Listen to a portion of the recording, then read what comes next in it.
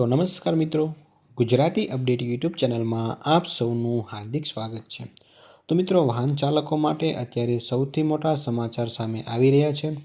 ભારત સરકારના નવા નિયમ મુજબ 1 એપ્રિલથી આખા દેશમાં માત્ર E20 પેટ્રોલ જ વેચાશે। જે આપણે અત્યાર સુધી જે પેટ્રોલ યુઝ કરી રહ્યા હતા એ પેટ્રોલ હવે નહીં વેચાય।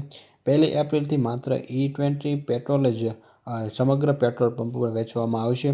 હવે મિત્રો, આ જે E20 પેટ્રોલ છે એનાથી વાહનોને શું અસર થશે એની વિશે હું તમને જણાવું તો જે વાહનો નવા છે એમની ઉપર તો આ E20 પેટ્રોલની કોઈ પણ અસર નહીં થાય, પરંતુ જે પણ વાહનો જૂના છે 2023 પહેલાં જે વાહનો બનેલા છે તો એ વાહનો ઉપર આ E20 પેટ્રોલની ખૂબ જ અસર થવાની છે। કેમ કે મિત્રો, જે જૂના વાહનો છે જે અત્યારના પેટ્રોલમાં જે એવરેજ આપે છે તો એ E20 પેટ્રોલમાં તે એવરેજ 7% સુધી ઘટી જવાની છે। આ ઉપરાંત મિત્રો, જૂના વાહનો જે કેટલાક રબર અને પ્લાસ્ટિકના ભાગો છે એમાં પણ આ E20 પેટ્રોલની અસર થઈ શકે છે।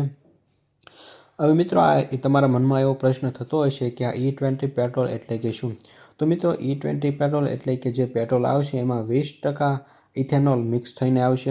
જે પહેલાં જે આપણે પેટ્રોલ યુઝ કરી રહ્યા હતા એ 100% પેટ્રોલ જ હતું, પરંતુ અત્યારે જે નવું પેટ્રોલ આવશે એમાં 20% ઇથેનોલ મિક્સ થઈને આવશે।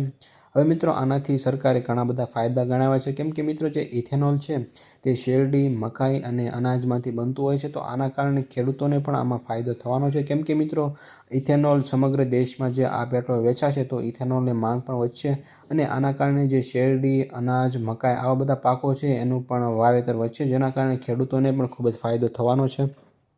આ ઉપરાંત મિત્રો, જે આ E20 પેટ્રોલ છે તે જૂના પેટ્રોલ કરતાં 30% ઓછું કાર્બન ઉત્પન્ન કરે છે, જેનાથી વાતાવરણમાં પણ એના કાર્બનનો 30% ઘટાડો જોવા મળશે। આ ઉપરાંત મિત્રો, આ જે નવા વાહનો છે એમાં તો આ પેટ્રોલની કોઈ પણ અસર નહીં થાય, પરંતુ જે જૂના વાહનો છે એમાં આ પેટ્રોલની ખૂબ જ અસર થવાની છે। તો મિત્રો, તમારું આ વિડીયો વિશે શું કહેવું છે એ તમે કોમેન્ટમાં જરૂરથી જણાવજો। અને આ વિડીયો જો તમને પસંદ આવ્યો હોય તો વિડીયોને એક લાઇક કરી દેજો અને સાથે સાથે ચેનલને સબસ્ક્રાઈબ પણ જરૂરથી કરી દેજો।